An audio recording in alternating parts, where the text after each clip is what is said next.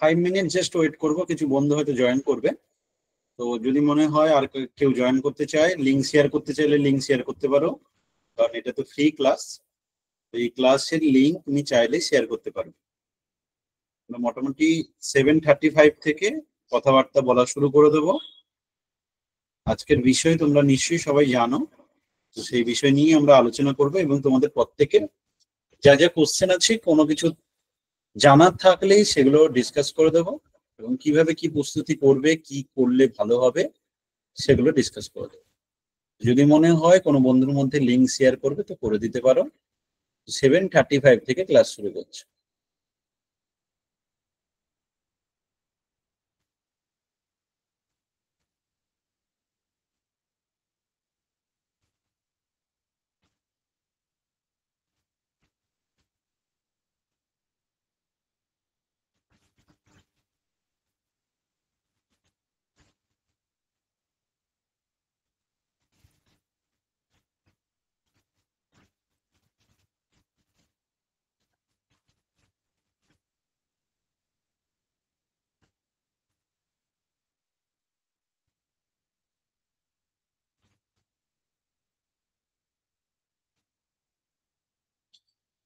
আচ্ছা, আপাতত যারা জয়েন করেছো তাদের মধ্যে যার যা কোশ্চেন আছে একটু করে নাও। তোমাদের কোশ্চেন গুলো আমি একটু শুনে নেই, তারপরে আমি একটা একটা করে প্রত্যেকের আনসার দেবো। প্রত্যেকে যার যা কোশ্চেন আছে মনে একটু করে নাও। Good evening sir. রনি দাঁড়াও, রনি কি বলছে একটু শুনে নেই, তারপরে। স্যার আমি বহরমপুর মুর্শিদাবাদ থেকে বলছি। হ্যাঁ বলো। স্যার বলছিলাম যে স্যার আপার প্রাইমারি তো একটা মোটামুটি বুঝতে পারছি একটা হতে পারে মার্চে, তো ওটার প্রিপারেশনটা কিভাবে শুরু করলে কি ভালো হয়, তারপরে এবারে জানতে পারি পেডাগজিটা। ঠিক আছে রনি, আমি যথাযথ উত্তর দিয়ে দেবো, একটু ওয়েট করো। বাকি বন্ধু বান্ধবীদের আমি কোশ্চেন একটু নিয়ে নিই, তারপর আমি তোমার কোশ্চেনের উত্তর দেবো, ঠিক আছে? আচ্ছা, সেকেন্ড আর কার কি কোশ্চেন আছে একটু বলে নাও। স্যার বলো। স্যার আমার না একটা জিজ্ঞাসা আছে, ওটা হচ্ছে আপার প্রাইমারির এডুকেশনাল কোয়ালিফিকেশন কি, মানে গ্র্যাজুয়েশন উইথ 50% মার্কস। এবার ব্যাপারটা হচ্ছে গ্র্যাজুয়েশনে 50% মার্কসটা কি অনার্সে 50% মার্কস হিসাবে দেখবে, নাকি অনার্স প্লাস পাস 50% হলে চলবে? পার্সেন্টেজ যেটা কাউন্ট হচ্ছে সেটা ওভারঅলও হতে পারে, সব রকমের অপশন দিচ্ছে। যেমন এসএলএসটি যখন ফর্ম ফিল আপ হলো, তো সেখানেও অপশন এরকমই ছিল যে আইদার শুধু অনার্স পেপার অথবা অনার্স জেনারেল মিলে, বা দুটো মানে শুধু জেনারেল। তো সব রকম ভাবে অল্টারনেট অপশন ছিল, ঠিক আছে? তো তার মানে এখানেও তাই পাবে। ঠিক আছে স্যার। নেক্সট, আর কারো কিছু কোশ্চেন থাকলে একটু করে নাও, দেন আমি ডিটেলস ডিসকাস করব। যদি তোমাদের কিছু কোশ্চেন থাকে মনের মধ্যে সেগুলো করে নিতে পারো। কারো কিছু জানার থাকলে। হ্যাঁ স্যার, পিন্টু বলছি। হ্যাঁ বলো। বলছি স্যার, মানে কিছুদিন আগে শুনেছিলাম স্যার যারা আমরা ডিএড স্পেশাল তারা আপার প্রাইমারিতে সুযোগ পাবো না, এখন কি সুযোগ পাবো না আপার প্রাইমারিতে সুযোগ পাবো না আমরা, সেটাই জানার ছিল আর কি। দেখো, নিয়ম অনুসারে তো ডিএলএড করা থাকা মানেই তাকে সুযোগ দেওয়া উচিত, ঠিক আছে? তো এবার ডিএড স্পেশালদের একটা আলাদা নোটিফিকেশন বেরিয়েছে যেটাতে তুমি স্পেশালি সুযোগ থাকছে। তো এখন দেখো, ফাইনাল গ্যাজেট না হলে এটা বলা মুশকিল, কিন্তু আমার মনে হয় তোমার পাওয়া উচিত চান্স, ঠিক আছে? কিন্তু তারপরেও ফাইনাল গ্যাজেটের জন্য একটু ওয়েট করতেই হবে তোমাকে। ওকে, তবে আমার মতে তুমি পাওয়া উচিত। স্যার বলছিলাম, আমি হচ্ছে এগ্রো সার্ভিস নিয়ে গ্র্যাজুয়েশন করেছি, তো আমার 5 সাবজেক্ট মানে প্রত্যেক বছর মানে আলাদা আলাদা ছিল। এক বছর কেমিস্ট্রি, বোটানি আর ইভিএস। তাহলে আমি কি আপনার প্রাইমারিতে বসতে পারবো নাকি? তুমি কোন ইয়ারে করেছো? 2019। 2019-এ? আচ্ছা, তোমার দেখো যে সাবজেক্ট গুলো ছিল সেই সাবজেক্ট গুলোর মধ্যে তুমি নিয়ে বুঝতে পারবে, কোনো অসুবিধা হবে না। যেহেতু সাবজেক্টের একটা 25 মার্কসের এক্সাম হবে, তো তোমাকে সেটা চয়েস করতে হবে তুমি কোন সাবজেক্টের উপর বেস করে করবে, ঠিক আছে? কারণ এখানে তো আপার প্রাইমারিতে শুধুমাত্র তোমার যে টেট কোয়ালিফাই করতে হবে এরকম ব্যাপারটা থাকছে না। তো এবার যতটা সম্ভব হচ্ছে 150 নাম্বারের টেট তো থাকছে, তার সাথে সাথে সাবজেক্টের একটা 25 নাম্বারের এক্সাম থাকছে। তো সেক্ষেত্রে তুমি যে সাবজেক্ট নেবে তার উপর 25 নাম্বারে তোমাকে পাস করতে হবে। তাহলে প্রবলেম হবে না। আর স্যার শুনছিলাম যে মানে পাস সাবজেক্ট মানে যেটা মানে ধরো ছিল সেটা 300 নাম্বার তো হতে হবে, না হলে তো হবে না। এখন দেখো তুমি যে ইউনিভার্সিটির আন্ডারে পড়েছো সেখানে তো তোমার পাস মার্ক হিসাবে কিছু না কিছু সাবজেক্ট থাকতে হবে। তোমার হ্যাঁ। পাস মার্ক হিসেবে সাবজেক্ট থেকেছে, সেই সাবজেক্ট যে পুরো 300 নাম্বার হতে হবে এমন নয়। তোমার টোটাল পাস মার্কের যেন সেই নাম্বারটা থাকে। তোমার তো অল ওভার একটা কোর্সে নাম্বার হবে। বুঝতে পারলে? তুমি কি কোনো ওপেন ইউনিভার্সিটি থেকে করেছো? ওই তো বিদ্যাসাগর ইউনিভার্সিটির আন্ডারে করেছি। বিদ্যাসাগর ইউনিভার্সিটি করলে তাদের সিস্টেমে তো এরকম কোনো প্রবলেম হবে না যে তুমি যাতে বসতে না পারো। আশা করি তুমি আরামসে বসতে পারবে, ঠিক আছে, নিশ্চিন্তে থাকতে পারবে। কারণ বিদ্যাসাগর ইউনিভার্সিটি তো আর জালসা ইউনিভার্সিটি নয়, নামই একটা ইউনিভার্সিটি। যদি ওপেন একটা ইউনিভার্সিটি থেকে করো সেখানে উল্টাপাল্টা সাবজেক্ট 2 দিন 4 দিন চালালো সেটাতে একটা প্রবলেম। কিন্তু তুমি যদি বিদ্যাসাগর ইউনিভার্সিটির আন্ডারে করেছো তাদের সাবজেক্টে এমন কিছু প্রবলেম থাকবে না যেটা তুমি পরীক্ষা বুঝতে পারো, ঠিক আছে? হ্যাঁ ঠিক আছে স্যার, থ্যাংক ইউ। নেক্সট, আর কারো কিছু কোশ্চেন থাকলে করতে পারো। Group CD upper primary. Sir হ্যাঁ বলো, মনীষা বিশ্বাস বলো। বলছিলাম যে হচ্ছে হুম। হ্যাঁ বলছিলাম যে হচ্ছে ওই সাবজেক্টে যেটা আপনি বললেন যে হচ্ছে 25 নাম্বারের পরীক্ষা হবে, এটা কি হচ্ছে যারা হয়তো মানে এই চেকটা কিভাবে হবে? মানে টেট কোয়ালিফাই যদি করি তবে সাবজেক্টের খাতা চেক করা হবে, তাই তো? মানে ওখানেও কি এরকম মানে থাকবে হ্যাঁ, যেমন হচ্ছে এটা ওটাই যেমন ছিল যে 90 পেলে হচ্ছে কোয়ালিফাই, তো সেরকম কি ওখানে থাকবে যে ওই 25 এর মধ্যে একটা মার্কস থাকবে, সেই মার্কসটা পেলে তবে সে মানে কোয়ালিফাই করবে বা তবে তার হচ্ছে মানে নাম্বারটা লিস্টে 25 ঢুকবে, marks এরকম কিছু কি হতে পারে? 25 মার্কস, হ্যাঁ 25 মার্কসের কাজটা পরে হবে। প্রথমত তোমাকে টেট কোয়ালিফাই করতে হবে, ঠিক আছে? তো টেটটা কোয়ালিফাই করা মানে আচ্ছা। 60% নাম্বার ধরে রাখো, মানে 90 150 মধ্যে তোমার 90 পেতে হবে, ঠিক আছে? তো টেট কোয়ালিফাই হ্যাঁ, করার পরে হ্যাঁ। Subject exam. তো সেখানে সাবজেক্টের এক্সামের উপরে লাস্ট ফাইনাল সিলেকশনটা ইন্টারভিউ সাবজেক্ট ওগুলো সব বেস করে ওখানে যে তোমার গ্যাজেটটা দিয়েছিল আপাতত সেখানে কিন্তু একটু ডিটেলস ছিল, ওগুলো দেখেছো কিনা জানি না, তাও আমি বলে দেবো, ঠিক আছে? ঠিক আছে স্যার। আচ্ছা, আর কার কি Thank জিজ্ঞাসা করবে? আচ্ছা স্যার, বলছিলাম যে আপার প্রাইমারি এক্সামের জন্য যে প্রিপারেশনের কোন কোন বইগুলো মেনলি পড়তে হবে? দেখো, তোমার প্রথম কথা হচ্ছে সিলেবাস যেটা, সেটা হচ্ছে তুমি আগে যেটা বিএ, তুমি যদি বিএড বা ডিএলএড যেটাই করে থাকো না কেন ওখানে কিছু বই ছিল, ঠিক আছে? তো সেই বইগুলো একটা ফলো করতেই হবে। স্পেশালি রীতা পাবলিকেশনের বইগুলো তোমরা জানো, প্রত্যেকটা বই কিন্তু ভালো বই ছিল, ঠিক আছে? তো রীতা পাবলিকেশনের বইগুলো তোমার হেল্প করবে। এছাড়া তোমাকে যে কোনো যে পার্টে সিডিপি হোক, বাংলা হোক, ইংলিশ হোক, তাদের একটা পার্টিকুলার মানে রাইটার থাকে, যেমন হচ্ছে আমি বাংলাতে যেমন জানি আমরা বামন দেবের বই গ্রামারের জন্য, তো সেরকম অনেক মানে টেক্সট বুকটা এমন হওয়া উচিত যেখানে ভুলটা কম থাকবে। কি বললাম বুঝেছো? যেখানে ভুলটা কম থাকবে। কারণ অনেক টেক্সট বুক এই যে যেমন 12 এর এক্সাম দিয়েছে যারা, তো সেখানে দেখা যাচ্ছে যে এমন টেক্সট বুক পড়ে তারা উত্তর দিয়েছে যে উত্তর হচ্ছে তার ভুল হয়েছে। সে হয়তো পড়ে এসে ভাবছিল এত পাবে, কিন্তু পরে দেখা যাচ্ছে তার নাম্বার কমে যাচ্ছে। বুঝতে পারলে কি বললাম? এরকম বলছিলাম যে ধরুন ক্লাস 6 থেকে 9 অব্দি টেক্সট বুক গুলো যদি একটু ফলো করা যায়। হ্যাঁ, টেক্সট বুক প্রকাশনী বই যদি না নিই, তোমাকে সেগুলো পড়তেই হবে। তোমাকে ক্লাস 6 থেকে 10 পর্যন্ত বই তোমাকে ডেফিনেটলি পড়তে হবে, সেটা তো থাকবেই। তার সাথে সাথে তোমাকে অ্যাডভান্স তো প্রিপারেশন একটু নিতেই হবে না? কারণ এখানে দেখো, এখানে যখন টেট কোয়ালিফাইয়ের ব্যাপার আসবে না, সেখানে দেখো যেই 90 পাবে সেই কোয়ালিফাই করবে। অতএব সেখানে কোশ্চেন, আর এটা যেহেতু প্রায় মানে এমন টাইমে পরীক্ষাটা হতে চলেছে যে সময় কিন্তু তুমি মানে ভোটের দৌড়গোড়াতে থাকবে, বা এমনও হতে পারে যে ভোটের আগে আগে বা ঠিক ভোটের পরে যদি হয় তাহলে তো কোশ্চেন যেমন খুশি ওরা করতে পারে। ভোটের একটু আগে যদি হয় তাহলে সেই হিসেবে দেখা যাচ্ছে কোশ্চেন একটু ইজি হবে। কিন্তু ইজি হলে মানে কি, এমন তো করবে না যে সবাই পাস করে যাবে। তাহলে কোশ্চেন ইজি মানে কি, যেমন 2022-এর কোশ্চেন, টেটের কোশ্চেন হয়েছিল, 2023-এর টেটের কোশ্চেন হয়েছিল, এগুলো কি তুমি ইজি বলবে একদিক দিয়ে? কেন ইজি বলবে? আবার একদিক দিয়ে তুমি সেটাকে ট্রিকি কোশ্চেন বলবে। কারণ 2022 হোক বা 23 হোক, দুটো ক্ষেত্রেই কিন্তু কোশ্চেন পেপারে দেখা গেছে যে সমস্ত স্টুডেন্ট 60 নাম্বার করতে পারবে আরামসে, 60 নাম্বার করা যাবে আরামসে, কিন্তু তারপরে একটা একটা নাম্বার বাড়াতে গেলে তাকে যথেষ্ট খাটতে হবে বা যথেষ্ট তার ডেপথ থাকতে হবে।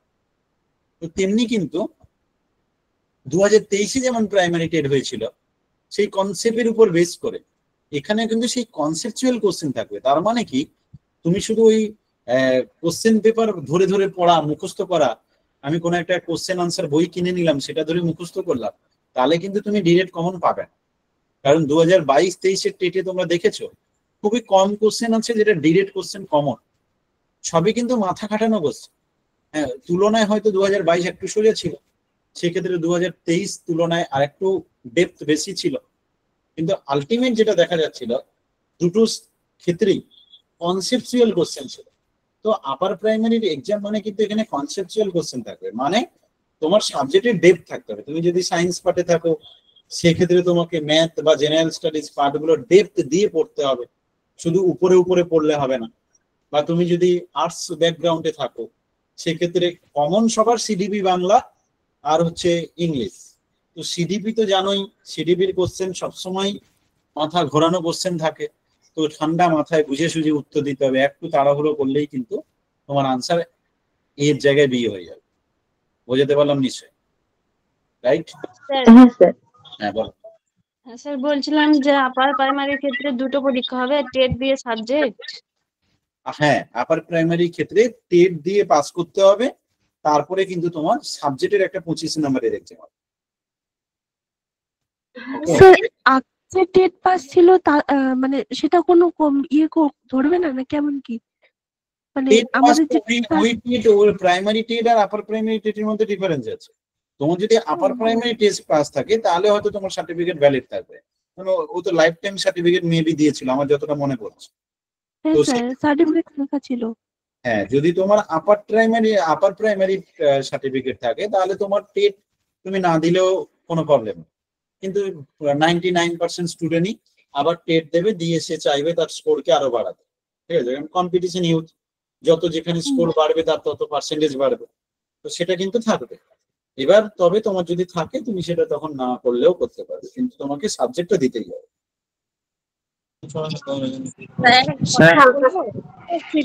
একজন একজন করে সবাই একসাথে কথা বলো না। সুবর্ণ কি বলছো বলো। বলছি স্যার বাংলা ইংলিশ আর সিডিপি তো কমন থাকে, আর দুটো যে সাবজেক্ট সেটা কি আমাদের পাশে যা ছিল অনার্সের সাইডে তাই নিতে হবে? না না না না, বাকি যেটা থাকছে, তুমি যদি আর্টস ব্যাকগ্রাউন্ডের স্টুডেন্ট হও তাহলে তোমার থাকবে GK part, general knowledge, general studies, এই পার্টগুলো, মানে সেখানে ইতিহাস, ভূগোল, এই অল টোটাল কম্পিটিটিভ এক্সামে নর্মালি যেটা হয়। মানে তুমি যেমন কেউ যদি গ্রুপ সি গ্রুপ ডি পড়তে যায় তাকে যেগুলো যেগুলো পড়তে হবে সেগুলো সব থাকবে।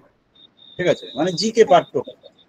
আর যদি কারোর মনে হয় যে আমি কারোর যদি কেউ যদি সায়েন্স ব্যাকগ্রাউন্ডের স্টুডেন্ট থাকে তাহলে সেই ক্ষেত্রে তাকে ম্যাথ করতে হবে, আর সায়েন্সের ফিজিক্যাল সায়েন্স, লাইফ সায়েন্স, সেগুলোর উপর আনসার দিতে হবে 60 মার্কস কোশ্চেন। তোমাদের বেস্ট হচ্ছে তোমরা যদি আরো ডিটেলসে জানতে চাও তাহলে তোমরা কি করতে পারো যে আপার প্রাইমারি ওই যেটা সিটেড এর কোশ্চেন পেপার সেগুলো চাইলে তুমি দেখতে পারো, বা হচ্ছে old upper primary question paper দেখতে পারো। স্যার বলো। বলছি স্যার এখানে তো আপার প্রাইমারি আলোচনা হচ্ছে, আমি এখানে গ্রুপ সি ডি এর কিছু জিজ্ঞেস করা যাবে? হ্যাঁ হ্যাঁ, এটা শুধুমাত্র আপার প্রাইমারি নয়, upper primary group C D interview এগুলো নিয়েই আজকে ডিসকাশন। এই ক্লাসে আমি এগুলো জানিয়ে দেব, এবং তারপরে পেমেন্ট যদি কেউ কিছু জানতে চাও সেগুলো আমি বলে দিচ্ছি। ঠিক আছে? আচ্ছা স্যার, একটা কোশ্চেন ছিল যে গ্রুপ সি ডি এর স্পেসিফিক কোনো বুক কি আমরা ফলো করতে পারি এখন থেকে? গ্রুপ সিডির বই যদি তুমি বলো, আমি ম্যাথের ক্ষেত্রে বলবো সুবিদ দাসের বই খুব ভালো। তুমি যদি ওটা পুরো কমপ্লিট করতে পারো তাহলে তুমি পুরো কোশ্চেন কপিও পেয়ে যেতে পারো। ঠিক আছে, ডিরেক্ট কোশ্চেন কপি পেয়ে যেতে পারো। এই সুবিদ দাসের বই নো ডাউট খুব ভালো বই, তো সেই বইটা তুমি ব্যবহার করতে পারো গ্রুপ সিডির ম্যাথের জন্য। ইংলিশের জন্য পিসি দাসের গ্রামার, এছাড়া আদার্স আরো অনেক গ্রামার ভালো ভালো বই আছে, সেগুলো তুমি ইউজ করতে পারো। আর জেনারেল নলেজ জন্য বেসিক্যালি তোমার উচিত প্রথমত 10 পর্যন্ত যে টেক্সট বুক গুলো আছে সেগুলো ভালো করে পড়া। তার সাথে সাথে বাজারে যদি ভালো বই নিতে চাও তাহলে লীলা রয়ের বই অনেক ভালো বাজারে আছে, তপতি পাবলিকেশনের কিছু বই ভালো আছে। এছাড়া তুমি যে যার মোটামুটি যে টিচারের কাছে ক্লাস করবে তারা কিছু রেকমেন্ড করবে, নিশ্চয়ই কেউ খারাপ করবে না, কেউ চাইবে না তোমার কিছু খারাপ হবে, ঠিক আছে। স্যার থিওরি দেয়া স্যার আছে এমন বলছিলাম কোনো যে জিকে বই আছে এনসিইআরটি ক্লাস ক্লাসে 6 থেকে আপাতত? 10 এ যদি নিতিন সিংহানের জিকে বই খুব ভালো বই, কিন্তু সেটা অনেকে পড়তে পারে না। বাংলা মাধ্যমেও আছে নিতিন সিংহানের জিকে বই, সেখানে থিওরি রিলেটেড, থিওরির সাথে সাথে সুন্দর করে কোশ্চেন স্যার আনসার একটু করে। থিওরি এন্ড কোশ্চেন অ্যান্সার আছে এরকম একটু জিকে বই সাজেস্ট করুন। নিতিন সিংহানের বই ব্যবহার করতে পারো, খুব ভালো বই, ঠিক আছে। নিতিন সিংহানের বই ব্যবহার করতে পারো, কিন্তু সাবজেক্ট ওয়াইজ অনেক সাবজেক্টের আলাদা আলাদা বই বেস্ট হয়, যেমন sir Nitin Singhania sir, Nitin Singhania English বইটা ভালো স্যার, বাংলা বইটা বড্ড বেশি ভুল হয় স্যার। এই এরোর একটা ভিশন দেখো। এখন একটা সুবিধা, যেমন তোমার এআই আছে তোমার কাছে, যদি মনে হয় কোনো আনসার ডাউট, ওই অন্ধভাবে পড়াশোনা করলে আজকের দিনে চলবে না। তাহলে ওই কোশ্চেনে দেখবে 60 করে এসছো, মনে হবে 60 পাবে, তারপর দেখবে সেটা 40-45-এ নেমে গেছে। মানে অন্ধভাবে পড়াশোনা করলে হবে না, যেটা মনে হচ্ছে ডাউট আছে বা যেটাতে মনে হচ্ছে যে না আমার কনসেপ্টের সাথে মিলছে না, সেগুলো তোমাকে কি হতে হবে, এআই এর হেল্প নিতে হবে। আজকের দিনে এআই তোমার সাথে আছে। স্যার জিকে এর জন্য আমি যদি 6 থেকে 10 এর এনসিইআরটি গুলো কমপ্লিট করি তাহলে কি স্যার এনাফ হবে? এনসিইআরটি বই খুব ভালো, এনসিইআরটি বই নো ডাউট পড়তে পারো। দেখো জিকের কোনো এনাফ বলে হয় না, ঠিক আছে। জিকে যত বেশি পড়বে তত তোমার লাভ, যত বেশি পড়তে পারবে তত লাভ। এনসিইআরটির বই পড়াতে একটা সুবিধা কি, এনসিইআরটির বই সিকোয়েন্সিয়ালি গোছানো থাকে, মানে পরপর পরপর সুন্দর করে এত করে সাজানো থাকে, যেটা তুমি সিরিয়াল মেনটেন করে মনে রাখাটা সুবিধা হয়, এই যা, আর কিছু না, ঠিক আছে। আচ্ছা কারেন্ট অ্যাফেয়ার্স এর জন্য কি ফলো করবো এখন থেকে? কারেন্ট অ্যাফেয়ার্স লাস্ট 1.5 বছরের পড়তে হবে, মানে তুমি যখনই এক্সাম দেবে সেই এক্সামের তারিখের উপর বেস করে বা তার 1 মাস আগের উপর বেস করে, সেখান থেকে শুরু করে লাস্ট মানে তার আগের 1.5 বছর আর কি, 1.5 বছর কারেন্ট অ্যাফেয়ার্স পড়তে হবে। কারেন্ট অ্যাফেয়ার্স এর উপরে স্পেশালি তুমি ওয়েস্ট বেঙ্গলের এক্সাম দিলে ওয়েস্ট বেঙ্গলের কারেন্ট অ্যাফেয়ার্স গুলো বেশি ইম্পর্টেন্ট হবে, ঠিক আছে। স্যার ওয়েস্ট বেঙ্গলের স্পেশালি কারেন্ট অ্যাফেয়ার্স গুলো কোথায় পাওয়া যায় যদি একটু বলতেন সোর্সটা? নর্মালি সোর্স বলতে দেখো, প্রত্যেকটা প্রথমত তুমি মান্থলি কারেন্ট অ্যাফেয়ার্স বাজারে খুব সাফল্য টাফল্য এরকম অনেক বই বেরোয় বাজারে, সেগুলো একটা পাবে। এছাড়া তুমি টিডিএফ ডাউনলোড করতে পারো, সেগুলো গুগলে সার্চ করলেই একটা দুটো ওয়েবসাইট আছে, সেগুলোতে পেয়ে যেতে পারো, আশা করি ভালো হবে। এছাড়া যে কোনো একাডেমিতে তুমি সাপোর্টে নিলে সেখানকার একাডেমি থেকে তুমি অবশ্যই পেয়ে যাবে, ঠিক আছে। আচ্ছা, আর কারো কিছু কোশ্চেন থাকলে নেক্সট। স্যার আমার একটা কোশ্চেন আছে। আচ্ছা অর্পিতা আগে বলে নাও। হ্যাঁ আমি বলছি ওই একসঙ্গে group C group D TET interview আর আপার প্রাইমারি একসঙ্গে সব পরীক্ষা তো হচ্ছে, ওটা কিভাবে কি প্রিপারেশনটা নেবো, কোনটার দিকে এগোবো সেটাই বুঝতে পারছি না। এখন দেখো, তুমি যদি সিকোয়েন্সিয়ালি সাজাতে চাও তাহলে আমি বলবো তোমার সবার প্রথমে আসবে গ্রুপ সি গ্রুপ, ঠিক আছে। গ্রুপ সি গ্রুপ ডির এক্সাম সবার আগে হবে, কারণ কি ওদের চাকরি হারিয়ে গেছে, ওরা টাকা পাচ্ছে না, ওদের বেতনও বন্ধ আছে। তো সেই হিসাবে কি হচ্ছে, গ্রুপ সি গ্রুপ ডি সবার আগে হবে। তো বলে স্যার তাহলে এখনো নোটিফিকেশন কেন দিচ্ছে না? নোটিফিকেশন ফাইনাল নোটিফিকেশনটা আটকে রেখেছে এই কারণে, কারণ সরকার অ্যাকচুয়ালি চাইছে যে যতজন সরকারের কে টাকা দিয়েছে, সোজা কথা আমি ডিরেক্ট কথা বলতে ভালোবাসি, তো সরকারকে অনেকেই আছে যারা হচ্ছে 2016-র ক্যান্ডিডেট, ওদের মধ্যে দেখা যাচ্ছে যে অনেকেই হয়তো এক্সামে বসেছে, এক্সাম দিয়েছে, কিন্তু তারা ইন্টারভিউতে টাকা দিয়েছে তাই তারা যোগ্য লিস্টে আছে, তাদের অযোগ্য লিস্টে নেই। তো এমন অনেকেই আছে, এটা মানে অস্বীকার করার কিছু নেই, নাহলে এত বড় প্যানেল বাতিল হতো না। আমাদের যেটা মনের মধ্যে একটা কোশ্চেন সবারই থাকে যে যখন যোগ্য লিস্ট আছেই তাহলে কেন প্যানেল বাতিল হচ্ছে, বাকিদেরকে তো চাকরি দিয়ে দিলেই হয় না, ব্যাপারটা তাই না। যোগ্য যে লিস্টটা দেওয়া হয়েছে সেই লিস্টটা হচ্ছে এমন লিস্ট যেখানে একজন পরীক্ষায় বসেই নি অথচ চাকরি পেয়েছে, বা হয়তো দেখা গেল সে পরীক্ষায় 3 পেয়েছে, তাকে 53 করে দেওয়া হয়েছে। তো এরকম মানুষকে চাকরি দেওয়া হয়েছে যাদের তাদের ওএমআর গুলো ফিল আপ নেই, ওইরকম লোকগুলোকে আপাতত দাগি লিস্টে ফেলেছে। তার মধ্যে আবার অনেকে হয়তো এক্সাম দিয়েও দিয়েছে। যাই হোক, তো মোট কথা যেটা হচ্ছে, অনেকে আছে যারা ইন্টারভিউতে টাকা দিয়েছে, তো সেই লিস্ট কিন্তু কোন রকম ভাবে পাবলিশ হয়নি, বা সেই লিস্ট একমাত্র গভর্নমেন্টের কাছে আছে, অন্য কারোর কাছে নেই। তো ওইরকম যে ক্যান্ডিডেট গুলো, তারা তো পড়াশোনার টাচে নেই, তারা তখনই ছিল না, এখন কি করে টাচে থাকবে? তো তারা নর্মালি স্কুলে জাস্ট নর্মালি যাচ্ছে, যে কারণে দিন দিন বাংলা মাধ্যমের স্কুল উঠে যাচ্ছে, বা বাংলা মাধ্যমের স্কুলের পড়াশোনার হাল খারাপ, কারণ সেখানে অনেক অযোগ্য ঢুকে আছে। সোজা কথা, যোগ্য আছে যেমন ভালো, তেমনি অযোগ্য কিছু ঢুকে আছে, যার জন্য স্কুলগুলো ধীরে ধীরে বন্ধ হওয়ার দিকে চলে যাচ্ছে। এবার তারপরে এতদিন ধরে নিয়োগ নেই। তো যাই হোক, মোট কথা যেটা আছে, স্কুলের পড়াশোনার প্রতি কোনো বাবা মাদেরও কোনো নেই, কোনো রকম কারোর কোনো দায়বদ্ধতা নেই, সবাই ভাবছে টিউশনে হয়ে যাবে। তো এই একটা মেন্টালিটি কি করছে, সরকারি স্কুলগুলোকে তুলে দেওয়ার কথা ভাবছে। সরকারও তাই ভাবছে যে আমি সরকারি স্কুলগুলো তুলে দেবো, তো যতটা হবে প্রাইভেটের দিকে চলে যাচ্ছে। তাই সরকারের কোনো রকম ভাবে ইচ্ছে নেই নতুন করে হিউজ একটা নোটিফিকেশন দিয়ে অনেক পদের উপরে বিজ্ঞপ্তি হবে, এরকম কোনো ইচ্ছে নেই। মোটামুটি গ্রামের দিকে স্কুলগুলোকে চালানোর জন্য যতটুকু টিচার লাগে এইটুকু। ধীরে ধীরে শহরের অনেক স্কুল বিক্রি হয়ে যাচ্ছে, আস্তে আস্তে অনেক স্কুল তালাচাবি পড়ে যাচ্ছে, সেগুলো ধীরে ধীরে বন্ধ হয়ে যাবে, বেশিরভাগই প্রাইভেট চলে আসে। কিন্তু গ্রামের মানুষের ক্ষেত্রে আজ থেকে 50 বছর পরেও তাদের পক্ষে সক্ষম হবে না একটা প্রাইভেটে 1 বছরের ফিস 2 লাখ 2.5 লাখ টাকা দেওয়া, সেটা তাদের পক্ষে সম্ভব না। তো সেই কারণে গ্রামের দিকে স্কুলগুলোকে বাঁচিয়ে রাখতে হবে, তার কথা মাথায় রেখে মাঝে মাঝে এক্সাম হবে এবং কিছু সিটের উপর হবে। যাই হোক, আপার প্রাইমারি কোড একটা অর্ডার দিয়েছে, মার্চের মধ্যে এক্সাম নিতে হবে, সেই কারণে এটা একটা নিতে হবে। ঠিক আছে, এবার অনেক স্টুডেন্ট আছে যারা হচ্ছে গ্রুপ সি গ্রুপ ডিতে পরীক্ষাটা প্রথম হবে, এই কারণে বলছি যে দেখা যাচ্ছে যে যারা স্কুল সার্ভিস এক্সামে টাকা দিয়েছিল ইন্টারভিউর কারণে হোক বা যেভাবে হোক, তারা যদি রিটেনে কোয়ালিফাই করতে না পারে, তাহলে যাতে তাদেরকে গ্রুপ সির পোস্টে দেওয়া যায়। দিদি একদম ডিরেক্ট বলেছে, একদম সামনেই বলছে যে ওদের সরকার স্কুলে হয়তো পাবে না, কিন্তু তাদেরকে তো আমরা গ্রুপ সি পদে দিতেই পারি, ওর জন্য তো আর অতটা যোগ্যতা লাগে না, দিতেই পারি। এই কথাটা যখন ডিরেক্ট বলছেন, মানে বুঝতেই পারছো প্রসেস কি হচ্ছে। যেখানে নোটিফিকেশন হওয়ার কথা ছিল 16 সেপ্টেম্বর থেকে, ফর্ম ফিল আপের কথা শুরু ছিল, কিন্তু সেখানে বন্ধ করে দিয়েছে দিদি। যেই ওরা ওই নোটিফিকেশন ফর্ম ফিল আপ হচ্ছে না, ফর্ম ফিল আপ হচ্ছে না। ফর্ম ফিল আপ হওয়ার কথা ছিল 16 সেপ্টেম্বর, কিন্তু ওটা স্টপ করে দিয়েছে। এই কারণে স্টপ করে দিয়েছে, ততক্ষণ পর্যন্ত ফর্ম ফিল আপ শুরু হবে না যতক্ষণ পর্যন্ত না 9-10 কাট অফ বেরোচ্ছে।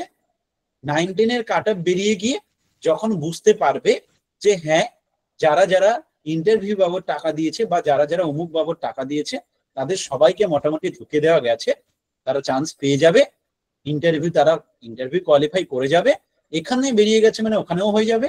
অতএব আমরা এখন নিশ্চিন্তে গ্রুপ সি গ্রুপ ডির দিকে এগোতে পারি।